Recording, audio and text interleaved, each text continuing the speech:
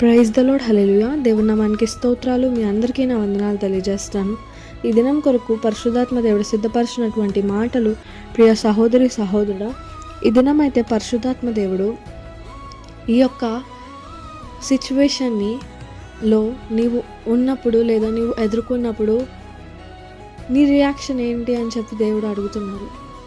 నీ కళ్ళ ముందు ఆకలి కొన్నటువంటి వ్యక్తుల్ని నువ్వు చూసావు, దప్పికొన్నటువంటి వ్యక్తుల్ని నువ్వు చూసావు, సహాయం కావాల్సినటువంటి వ్యక్తుల్ని నువ్వు చూసావు, లేకపోతే బట్టలు లేనటువంటి స్థితిలో ఉన్న వారిని నీవు చూసావు, లేకపోతే అనారోగ్య పరిస్థితిలో ఉన్న వారిని నువ్వు చూసి ఉన్నప్పుడు నీకు మనసులో వారికి హెల్ప్ చేస్తే బాగుండు అనుకుంటున్నావు. బట్ మళ్ళీ ఏమని ఆలోచిస్తున్నావంటే, నాకే దిక్కు లేదు, నేను పక్కన వాళ్ళని ఎట్లా చూసుకుంటాను, పక్కన వాళ్ళకి ఎట్లా హెల్ప్ చేస్తాను, నాకే దిక్కు లేదు, ముందు నాది నేను చూసుకున్న తర్వాత పక్కన వాళ్ళది చూద్దామని చెప్పి ఆలోచించేటువంటి భక్తిగా నీవు ఉంటున్నావేమో. అందుకోసమే పరిశుద్ధాత్మ దేవుడు ఈ దినం నీతోనే మాట్లాడుతున్నారు. నేను ఈ దినము వాక్యం కొరకు ఏం మాట్లాడాలి దేవా, ఏం మాట్లాడాలనుకుంటున్నారు ఈ దినం జీవాహారం కొరకు నేను అడిగినప్పుడు అయితే పరిశుద్ధాత్మ దేవుడు ఈ యొక్క ఆలోచన ద్వారా, ఈ యొక్క ఎగ్జాంపుల్స్ ద్వారా, ఈ యొక్క మాటల ద్వారా మీతో నాతో మాట్లాడాలనుకుంటున్నారు. మత్తయి సువార్త 25వ అధ్యాయము 35 నుండి 46 వచనాలు మీరు అయితే ఈ వర్స్ విన్న తర్వాత మీరైతే చదువుకోండి. అక్కడ ఎట్లాగా ఉంటుందంటే, ఆయన రాజ్యంలో సమస్త జనులను ఆయన ఎదుట పోగు చేసి గొల్లవారిలో నుండి మేకల నుండి గొర్రెల నుండి వేరుపరిచినట్లు ఆయన వారిని వేరుపరిచి తన కుడి వైపునేమో గొర్రెలను పెట్టుకున్నారు, ఎడమ వైపునేమో మేకలను నిలబెట్టారు. కుడివైపు ఉన్నటువంటి వ్యక్తులతో ఏమంటున్నారంటే, నా తండ్రి చేత ఆశీర్వదింపబడినటువంటి వారులారా, నాకు ఆకలేసినప్పుడు మీరు నాకు అన్నం పెట్టారు, నాకు దాహం వేసినప్పుడు మీరు నాకు నీళ్ళు ఇచ్చారు, నేను వస్త్రహీనత కలిగి ఉన్నప్పుడు నాకు వస్త్రాలను ఇచ్చారు, నాకు సహాయం చేశారు, పరదేశినై ఉంటేనే నన్ను చేర్చుకున్నారు, రోగినై ఉన్న నన్ను చూడవచ్చిత్రి, చెరసాల్లో ఉంటేనే కానీ వచ్చిత్రి నన్ను చూచి. అయితే ఇలాగా దేవుడు వారితో మాట్లాడుతున్నప్పుడు వారు అడుగుతున్నారు ఆయన్ని, మేము ఇప్పుడు నీకు సహాయం చేశాం తండ్రి అని చెప్పి అడిగినప్పుడు దేవుడు చెప్తున్నారు, అందుకు ప్రభువా, ఎప్పుడు నీవు ఆకలి ఉండుట చూచి నీకు ఆహారం ఇచ్చితిమి, నీవు దప్పికొని ఉండుట చూచి ఎప్పుడు దాహం ఇచ్చితిమి, ఎప్పుడు పరదేశివై ఉండుట చూచి నిన్ను చేర్చుకుంటుమి అని చెప్పి ఇలాగా క్వశ్చన్ చేసేటువంటి వ్యక్తులుగా ఉంటున్నారు. అప్పుడు దేవుడు ఏం ప్రత్యుత్తరం ఇస్తున్నారు? అయితే దేవుడు ఏం తెలియజేస్తున్నారంటే, ఒకరికి మీరు సహాయం చేశారంటే మీ యొక్క సహోదరుడికి లేదా మీరు ఎదుటివారికి మీరు సహాయం చేశారంటే నాకు సహాయం చేసినట్టే అని చెప్పి దేవుడు నిశ్చయంగా చెప్తున్నారు. అదే రీతిగా ఎడం వైపు ఉన్నటువంటి మేకల గుంపుతో దేవుడు చెప్తున్నారు. ఏమని చెప్తున్నారంటే, వీరితో చెప్పినట్టే, నాకు ఆకలి వేసినప్పుడు నువ్వు చూసి వదిలేసావు, నాకు దప్పికొన్నప్పుడు నాకు నీళ్ళు ఇవ్వలేదు, నేను పరదేశినై ఉండి నన్ను ఇంకా హింసించావు అని చెప్పి దేవుడు ఇలా తెలియజేస్తున్నప్పుడు వాళ్ళు ప్రత్యుత్తరం ఇస్తున్నారు. ఏమనంటే, నిన్నెప్పుడు దూరం పెట్టామయ్యా, నీకెందుకు ఆహారం పెట్టలేదయ్యా, ఎప్పుడు పెట్టలేదయ్యా అని చెప్పి వాళ్ళు అడుగుతున్నప్పుడు దేవుడు సేమ్ ఆన్సర్ చెప్తున్నారు. మీరు వాళ్ళకి చేయలేదు కాబట్టి నాకు కూడా చేయనట్టే అని చెప్పి దేవుడు ప్రత్యుత్తరంగా సమాధానం ఇచ్చారు. ఈ దినం కూడా దేవుడు నీతో అదే మాట్లాడుతున్నారు. ఇప్పుడు మనం బైబిల్లోనే ఒక ఎగ్జాంపుల్ మనం చూసుకున్నాము. ఏంటంటే, దేవుడు జీసస్ ఇది మనకి తెలియజేశారు. కానీ ఆదికాండము 9వ అధ్యాయము 20 నుండి 27 వచనాలు మనం చూసుకున్నట్లయితే, నోవాహు జలప్రలయం తర్వాత వారు కొత్త భూమి ఆకాశంలో నివసిస్తున్నటువంటి సమయంలో నోవాహు ఒక ద్రాక్ష తోటను నాటినప్పుడు ఆ ద్రాక్షను ఒక మద్యంను సేవిస్తూ మత్తుడై బట్టలు లేకుండా పడి ఉన్నప్పుడు మొదటిగా వచ్చి చూసింది ఎవరంటే హాము. అయితే హాము చూసి అట్లా పడి ఉండడం చూసి సిగ్గు ఫీల్ అయ్యి తన యొక్క అన్నను తమ్ముడిని పిలిచి ఇట్లాగా తండ్రి వస్త్రహీనుడై పడి ఉన్నాడు అని చెప్పంటే వాళ్ళిద్దరు పరిగెత్తుకుంటా వచ్చి వాళ్ళు సిగ్గు ఫీల్ అవ్వలేదు, కానీ నీతిమంతుడైనటువంటి నోవా యొక్క డిగ్నిటీ కాపాడాలని చెప్పి వారు వస్త్రాలను కప్పారు. అప్పుడు నోవాహు మత్తుడ నుండి విడుదల పొందిన తర్వాత ఏం చేశాడంటే హామ్ని శపించాడు. హామ్ యొక్క కొడుకుని కానాన్ను శపించాడు. ఎట్లాగంటే నీవు స్లేవరీ చేస్తావు, నీ యొక్క బ్రదర్స్కి నువ్వు స్లేవ్గా ఉంటావు అని చెప్పి శపించాడు.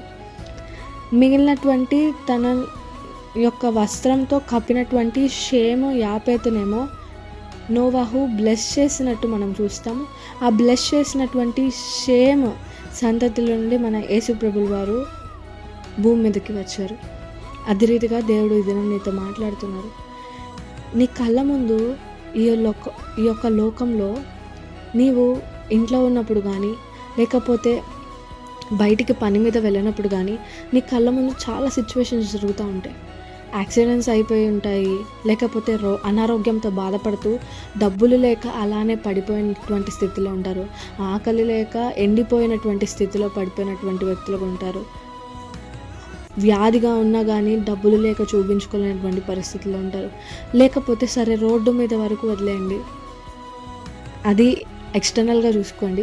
మీ చుట్టూ ఉన్నటువంటి సరౌండింగ్స్లో కూడా మీకు తెలిసిన వాళ్ళు అస్సలు లేనటువంటి పరిస్థితిలో ఉండేటువంటి వారిని మీరు చూస్తారు. లేకపోతే మీకు ఒకరి ద్వారా వాళ్ళ యొక్క సిచ్యువేషన్స్ మీకు చెప్పబడి మీ చెవుల్లో వినబడి ఉంటుంది. కానీ ఆ సిచ్యువేషన్స్ నీ కళ్ళ ముందు పెట్టినప్పుడు నీవు రీతిగా మొదట్లో మాట్లాడుకున్నట్లు నీవు ఇట్లా ఆలోచిస్తున్నావేమో, నా స్థితే ఒక దిక్కు లేకుండా ఉంది, నేను అవతల వాళ్ళకి నేను ఎట్లా హెల్ప్ చేస్తాను, ముందు నన్ను నేను సరి చేసుకుని నా సంగతి నేను చూసుకుందాం అని చెప్పి అనుకుంటున్నావేమో. అయితే దేవుడి దినం నీతోనే మాట్లాడుతున్నారు. ఇక్కడ దేవుడు ఏం మాట్లాడారు? 25వ అధ్యాయం మత్తయి సువార్తలో నీ ఆకలి కొన్నాను, నువ్వు నాకు ఆహారం పెట్టు అని ఎవరితో మాట్లాడుతున్నారు? కుడి వైపున ఉన్నటువంటి గొర్రెలతో మాట్లాడుతున్నారు. అంటే ఆయన ఏర్పరచుకున్నటువంటి నీతిమంతులతో ఇట్లా మాట్లాడుతున్నారు. అంటే హెల్ప్ చేసిన ప్రతి ఒక్కరూ ఎవరికి హెల్ప్ చేసినట్టు? అంటే కళ్ళ ముందు చూసి నువ్వు వెళ్ళి హెల్ప్ చేస్తే అది వాళ్ళకి చేసినట్టు కాదు, అది దేవుడికి హెల్ప్ చేసినట్టు కదా. కానీ నువ్వు ఎట్లా ఆలోచిస్తున్నావు అంటే వాళ్ళకి హెల్ప్ చేసే బదులు అది నేను చూసుకోవచ్చుగా అని చెప్పి అనుకుని చేయకుండా వెళ్ళిపోతున్నావేమో. అయితే నీవు మేకల గుంపులో చేర్చబడే వ్యక్తిగా ఉంటావని చెప్పి దేవుడు తెలియజేస్తున్నారు నీతో. మేకల గుంపు అంటే నరకంలో వేయబడేటువంటి గుంపు. దేవుడు నీ కళ్ళ ముందు కానీ, నీకు కనుదృష్టి కానీ, నీకు చెవులు కానీ ఆయన నీకు ఊరికనే ఇవ్వలేదు. నీకు ప్రతిదీ, నువ్వు చూసేటువంటి ప్రతిదీ, వినేటువంటి ప్రతి మాట, ఎవరి గురించి అయినా కానీ హెల్ప్ కావాలి అన్నప్పుడు నీవు త్రోసివేయకుండా వారికి హెల్ప్ చేసేటువంటి వ్యక్తిగా ఉండాలి. ఇప్పటి వరకు నీవు నా సంగతి నేను చూసుకున్నాము తర్వాత అని చెప్పి అనుకుంటున్నావేమో. అందుకోసమే దేవుడు ఈ దినం నీవు మేకల గుంపులో ఎడం వైపు ఉండేటువంటి గుంపులో నీవు ఉండకూడదు అని చెప్పి దేవుడు ఒక వార్నింగ్ లాగా మీతోనే మాట్లాడుతున్నారు. ఇది ఒక లాస్ట్ ఛాన్స్. ఇప్పటిదాకా మీరు తెలిసి తెలియక నా యొక్క కష్టంలో నాకున్నటువంటి బాధలు నాకు చాలు అనుకుంటూ మీ సంగతి మీరే సెల్ఫిష్గా ఉంటున్నారు అని చెప్పి దేవుడు మీకు తెలియజేస్తున్నారు. మీరు అట్లా ఉండొద్దు, మీరు గొర్రెల గుంపులో ఉండాలి, ఏర్పరిచినటువంటి గుంపులో ఉండాలని చెప్పి దేవుడు ఈ దినం మీతో మాట్లాడుతున్నారు. ఇప్పుడు మనము యేసుప్రభుల వారిని మనం ఒక ఎగ్జాంపుల్గా, ఐడియల్ ఎగ్జాంపుల్గా మనం చూసుకున్నట్లయితే మనుషులు ఎవ్వరు వద్దండి, ఓన్లీ మన యేసుప్రభుల వారిని చూద్దాం. సిలువలో ఆయన ఎన్నో దెబ్బల ద్వారా కొట్టబడి ఉన్నారు, రక్తం ఒళ్ళంతా కారిపోతూ ఉంది. కానీ కారిపోతూ ఉన్నా కానీ ఆయన సిలువలో పలికినటువంటి 7 మాటలు ఏది ఆయన కోసం పలకలేదు. ఆయన అంత చనిపోయేటువంటి స్థితిలో కూడా ఆయన పక్కన వాళ్ళని ఓదారుస్తున్నాడు. నా కోసం ఏడవద్దు, మీకోసం ఏడవమని ధైర్యం చెప్తున్నారు. తనకున్నటువంటి బాధ్యతలను నెరవేరుస్తున్నారు, ఎదుటి వారిని క్షమిస్తున్నారు. దేవుడు అనుకోవచ్చు కదా ఆ టైంలో కూడా ఏమనంటే, నేనే చనిపోయేటువంటి స్థితిలో ఉన్నాను, నాకున్న దెబ్బలు బట్టి నాకే ఒళ్ళంతా కృంగిపోయింది, నొప్పులుగా ఉందని చెప్పి. ఇప్పుడు మనం ఒక చిన్న దెబ్బ తగిలితేనే, ఎవరైనా మాట్లాడుతుంటేనే కానీ, ఎవరైనా చుట్టుపక్కల ఉన్నా కానీ ఇరిటేషన్ వచ్చి నాకు స్పేస్ కావాలి అని చెప్పి అంటామే. కానీ దేవుడు ఆ యొక్క గాయాల్లో కూడా నీకోసం ఆలోచిస్తున్నారు. కానీ దేవుడు ఆయన ఈ సిచ్యువేషన్ ద్వారా నీతో మాట్లాడుతున్నారు. ఆయన సిలువలో అంత దెబ్బలు తిని కూడా నీకోసం ఆలోచించారే. నీవు నీకు ఉన్నటువంటి కష్టమైనటువంటి స్థితిలో